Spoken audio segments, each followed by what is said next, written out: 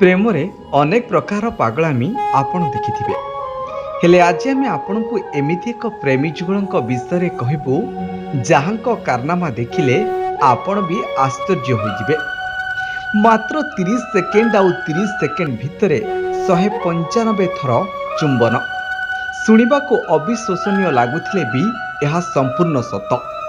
ଏହି ପ୍ରେମୀ ଯୁଗଳ ଏବେ ବିଶ୍ୱ ରେକର୍ଡ କରି ସାରା ଦୁନିଆରେ ଚର୍ଚ୍ଚାର ବିଷୟ ପାଲଟିଛନ୍ତି।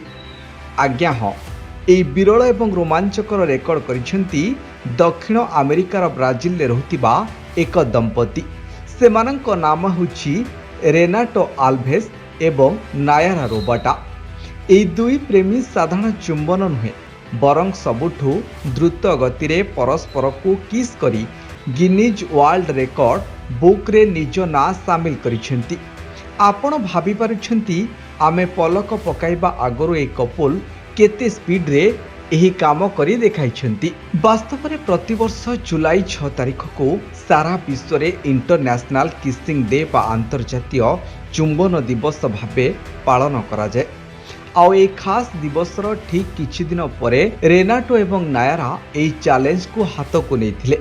ଗିନିଜ୍ ୱାର୍ଲଡ ରେକର୍ଡର ଅଫିସିଆଲ ଟିମ୍ ସାମ୍ନାରେ ଯେତେବେଳେ ସମୟ ଆରମ୍ଭ ହେଲା, ଦୁହେଁ ପରସ୍ପରକୁ ଏତେ ଦ୍ରୁତ ଗତିରେ ଚୁମ୍ବନ ଦେବାକୁ ଲାଗିଲେ ଯେ ସେଠାରେ ଉପସ୍ଥିତ ଥିବା ବିଚାରପତି ମଧ୍ୟ ଆଶ୍ଚର୍ଯ୍ୟ ହୋଇଗଲେ। ଯେତେବେଳେ ସେକେଣ୍ଡ ଘଣ୍ଟା 30ରେ ପହଞ୍ଚିଲା, ଗଣତି କରାଯିବା ପରେ ଜଣାପଡ଼ିଲା ଯେ ସେମାନେ ପୁରା 195 ଥର ଚୁମ୍ବନ ଦେଇସାରିଛନ୍ତି।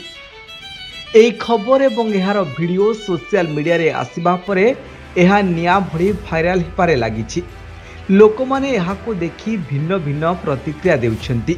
କିଛି ଲୋକେ କହୁଛନ୍ତି ଏହା ପ୍ରେମର ସବୁଠାରୁ ବଡ଼ ପ୍ରମାଣ, ତ ଆଉ କିଛି ଲୋକ ମଜାଳିଆ ଅନ୍ଦାଜରେ କହୁଛନ୍ତି ଯେ ଭାଇ ଏମିତି ରେକର୍ଡ କରିବାକୁ ହେଲେ ଓଠରେ ଓଲଟା ମୋଟର ଲଗାଇବାକୁ ପଡ଼ିବ। ଯାହା ବି ହେଉ, ଏହି ବ୍ରାଜିଲ କପଲ ଏବେ ଇଣ୍ଟରନେଟ ସେନ୍ସେସନ ପାଲଟିଛନ୍ତି। ଦର୍ଶକ ବନ୍ଧୁ, ଏହି ଭାଇରାଲ କପଲଙ୍କ ବିଷୟରେ ଏବଂ ସେମାନଙ୍କର ଏହି ବିରଳ ଗିନିଜ୍ ୱାର୍ଲଡ ରେକର୍ଡ ବିଷୟରେ ଆପଣଙ୍କର କ'ଣ ମତାମତ ରହିଛି ଆମକୁ କମେଣ୍ଟ କରି ନିଶ୍ଚୟ ଜଣାନ୍ତୁ। ବ୍ୟୁରୋ ରିପୋର୍ଟ, ଦ ବ୍ରେକିଂ ନ୍ୟୁଜ୍ 24।